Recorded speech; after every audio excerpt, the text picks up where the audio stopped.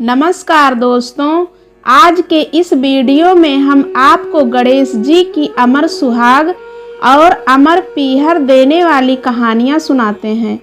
बहुत समय पहले की बात है, गणेशपुरी नाम का एक गांव था।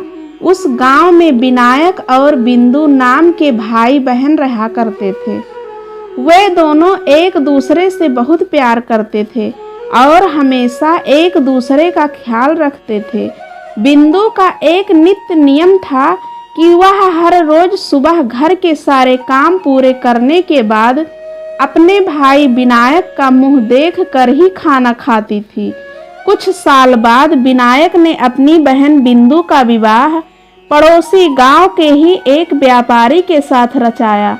उसके ससुराल वाले काफी भले लोग थे।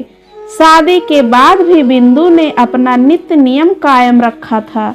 वह हर सुबह ससुराल के घर का सारा काम जल्दी जल्दी निपटा कर अपने मायके भाई का मुंह देखने जाती थी। ससुराल से मायके तक बिंदु जिस रास्ते से जाती थी, वह रास्ता खेतों से होकर गुजरता था और वहां पर घने झाड़ियों के बीच एक खेजड़ी के पेड़ के नीचे गणेश भगवान की छोटी सी सुंदर मूर्ति रखी थी। बिंदु हर रोज आते वक्त उस मूर्ति के सामने हाथ जोड़कर बोलती थी, हे गणेश भगवान, मेरे जैसा अमर सुहाग और मेरे जैसा अमर पीहर सबको दीजिए।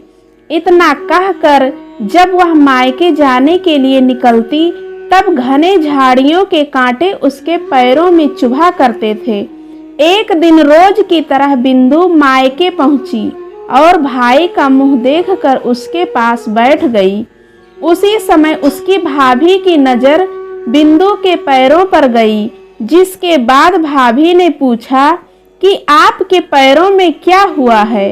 वह सुनकर बिंदु ने जवाब दिया कि घर से आते वक्त खेतों की घनी झाड़ियों के गिरे हुए कांटे मेरे पैरों में चुभ गए हैं।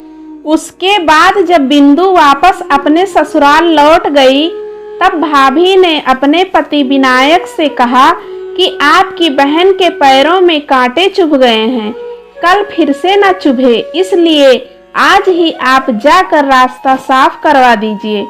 ऐसा सुनते ही विनायक ने उसी वक्त कुल्हाड़ी उठाई और खेतों की घनी झाड़ियां काट कर रास्ता साफ कर दी।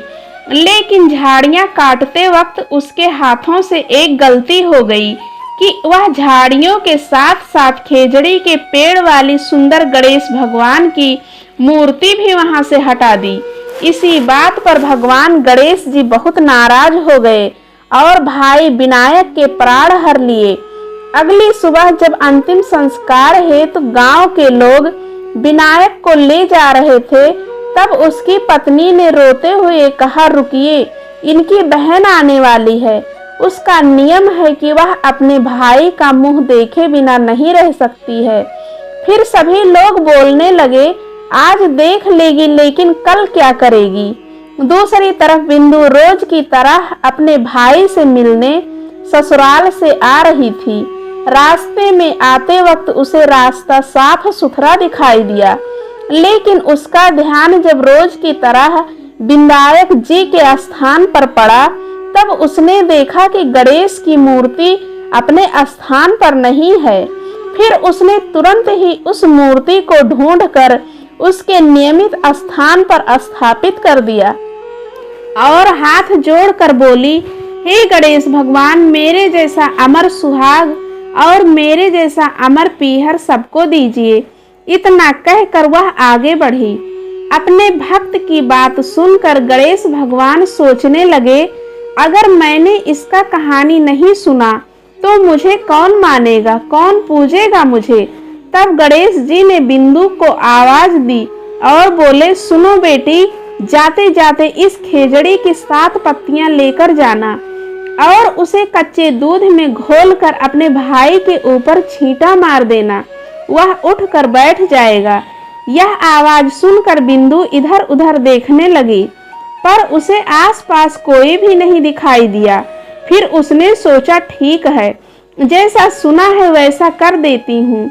और वह खेजड़ी की 7 पत्तियां तोड़कर अपने भाई के घर ले गई। मायके पहुंचते ही उसने देखा कि भाई के घर गांव के सभी लोग इकट्ठा हुए हैं। भाभी जी रो रही हैं और सामने भाई का शव रखा है। फिर बिंदु ने तुरंत ही सुनी हुई उस आवाज के हिसाब से खेजड़ी की 7 पत्तियां कच्चे दूध में घोलकर भाई पर छींटे मार दिए, जिसके बाद वह जीवित हो गया और अपनी बहन से बोला, मुझे बहुत ही गहरी नींद आ गई थी। यह सुनकर बिंदु बोली, इस तरह की नींद किसी दुश्मन को भी नसीब ना हो। बाद में उसने अपने भाई को पूरी कहानी बताई। तभी भाई विनायक ने भगवान विनायक से क्षमा मांग ली। तो यह थी मान्यता अनुसार बुधवार को सुनी जाने वाली गणेश जी की कथा। हे गणेश भगवान, इस कहानी को पढ़ने वाले और सुनने वाले को हमेशा खुश रखना। कहानी अधूरी हो तो उसे पूरी करना और हमसे कोई गलती हो गई हो तो क्षमा करना।